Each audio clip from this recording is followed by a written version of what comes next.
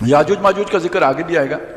اور یاجوج ماجوج کے بارے میں جو آراء ہیں وہ بہت ہی عجیب و غریب ہیں، مطلب میں سمجھ نہیں آتی کہ بات کو کہاں سے شروع کیا جائے۔ جو سمجھ میں آنے والی بات ہے وہ یہ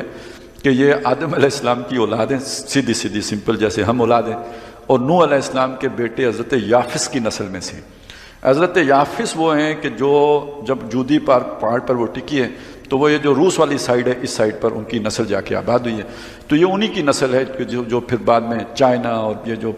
مزید اوپر جو ہے نا شمال کی طرف نکل کے تو پھر جا کے تو بعد میں برطانیہ وغیرہ، اور برطانیہ سے نکل کے تو امریکہ اور آسٹریلیا اور نیوزی لینڈ اور افریقہ وغیرہ میں جا کے آباد ہوئے ہیں۔ تو یہ بیسیکلی نسل یہ ساری جو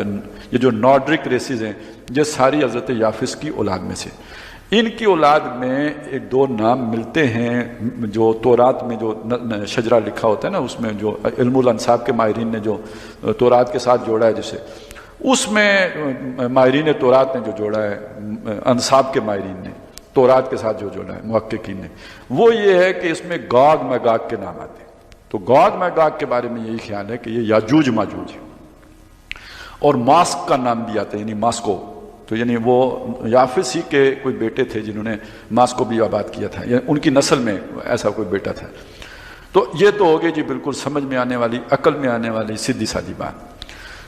شبیر احمد عثمانی صاحب نے بھی اور مناظر حسن گیلانی صاحب نے بھی ایک اور نقطہ نظر بیان کیا ہے، اور وہ نقطہ نظر ہمارے روایتی علماء کی اکثریت میں پایا جاتا ہے۔ شبیر احمد عثمانی صاحب نے تو اسے جمہور علماء کا نقطہ نظر قرار دیا ہے، واللہ عالم۔ اور وہ حالانکہ محقق آدمی ہیں، ان کی بات عام طور پہ تو تحقیقی ہی ہوتی ہے، تو انہوں نے اگر قرار دیا ہے تو اس میں کچھ نہ کچھ تو یعنی سچائی ضرور ہوگی۔ اور وہ نقطہ نظر یہ ہے کہ یہ جو یاجوج ماجوج ہیں یہ آدم علیہ السلام کی اولاد ہیں، حوا کی اولاد نہیں ہیں۔ اس کو اگر میں سمپلیفائی کروں تو یہ کراس بریڈ پروڈکشن ہے، جس کا مطلب یہ انسانوں اور کسی اور مخلوق کے ملاپ سے بنے ہیں، جیسے آپ گدھے اور گھوڑے سے خچر برآمد کرتے ہیں، یہ اس کا مطلب بنتا ہے۔ تو اب پھر اس کے بعد آراء شروع ہوتی ہیں کہ بھائی پھر یہ کس طرح ہوا ہے، یہ تو پھر تو جنگل ہے۔ کسی نے آدم علیہ السلام کا جو ہے نطفہ مٹی پہ گرایا، وہاں سے نسل چلائی ہے، کسی نے جناب جو ہے نا وہ بندریا سے ملایا اور وہاں سے نسل چلائی ہے، تو کسی نے جن سے ملایا۔ بہرحال شبیر احمد عثمانی صاحب نے یہ لکھا ہے کہ میری نظر میں یہ جو یاجوج ماجوج کی مخلوق ہے یہ انسانوں اور جنوں کی برزخی مخلوق ہے۔ اچھا، یہ آج کے انسان کے لیے اتنی بات بھی ماننا بڑا دشوار ہے کہ جنوں اور انسانوں کا آپس میں سیکشول کانٹیکٹ ہو سکتا ہے یا نہیں ہو سکتا، لیکن یہ کہ پرانے ہمارے جو ہیں وہ سمجھتے تھے کہ ایسا ہو سکتا ہے۔ ہماری فقہ میں یہ بحثیں ہیں کہ جن اور انسان کا نکاح جائز ہے کہ حرام ہے، تو یہ بحثیں ایویں ہی تو نہیں ہوئی نا محض مفروضے کی بنیاد پہ۔ کسی نے یہ بحث کیوں نہیں کی کہ فرشتے اور انسان کا نکاح جائز ہے کہ نہیں ہے، لیکن یہ بحث ہوئی ہے کہ جن اور انسان کا نکاح جائز ہے یا نہیں ہے۔ تو بہرحال جو کوئی بھی مخلوق ہے تو ایک تو یہ آپ اگر اسے بالکل سادہ رکھیں تو یہ کوئی ایسی مخلوق نہیں ہے کہ جو کہیں آسمانوں میں چھپی بیٹھی ہو، سمندروں کی تہہ کے نیچے ہو، پہاڑوں کی کھو میں کہیں گھسی ہوئی ہو، یا ابھی تک کسی دیوار کے پیچھے ہو۔ دیوار قائم کرنے کا مطلب ہے انہوں نے ایک وہ جو اس علاقے میں آنے کی گزرگاہ تھی، درہ تھا، وہ بند کر دیا۔ درہ بند ہو گیا، اب اتنا اونچا پہاڑ اسے کوئی کراس کر کے نہیں آ سکتا، وہ ادھر آنا ان کا بند ہو گیا۔ خیال جو ایک ظاہر کیا ہے جو بھی مناظر حسن گیلانی بھی ہیں اور جو اس خیال کے لوگ ہیں، ابوالکلام بھی ہیں، کہ یہ رستہ بند ہوا، اب یہ اقوام جو ہے مغرب والی اقوام ساری ادھر رہی ہیں، اور پھر کرتے کرتے جب تحریک احیاء علوم اٹھی ہے تو پھر آپ سوچیں نا جو راستہ تلاش کیا واسکو ڈی گاما نے 1498 میں،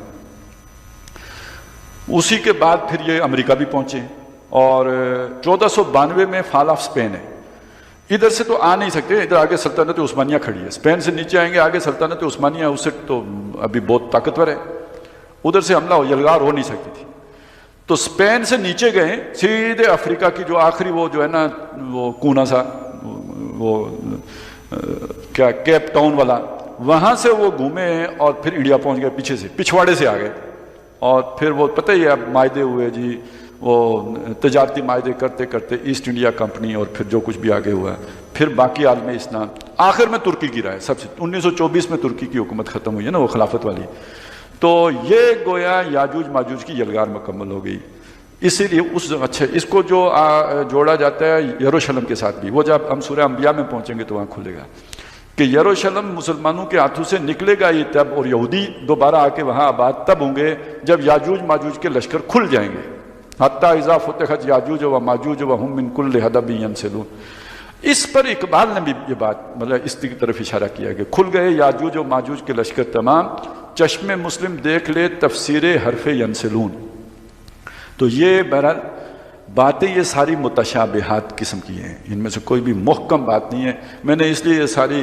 جو ہے نا کھچڑی آپ کے سامنے پیش کر دی ہے کہ اپنی اپنی مرضی. کھچڑی میں بہت ساری چیزیں ہوتی ہیں نا، دال بھی ہوتی ہے، چاول بھی ہوتے ہیں، مختلف چیزیں ہوتی ہیں، تو جس کو ان میں سے جو پسند آئے وہ دانہ لے لے. لیکن یہ کہ بہرحال یہ سارا کچھ ہے، اس میں کہیں نہ کہیں اسی کے اندر ہی کوئی جو ہے حقیقت بھی موجود ہے. لیکن اصل حقیقت تب کھلے گی جب یہ پوری طرح ہمارے سامنے آشکارا ہو جائے گا. ابھی بہرحال یہ پردہ اخوائی میں